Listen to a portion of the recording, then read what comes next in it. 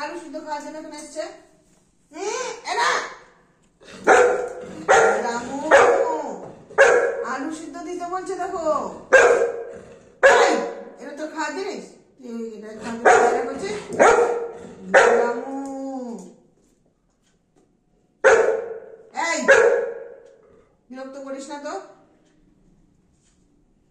তো আলু সিদ্ধ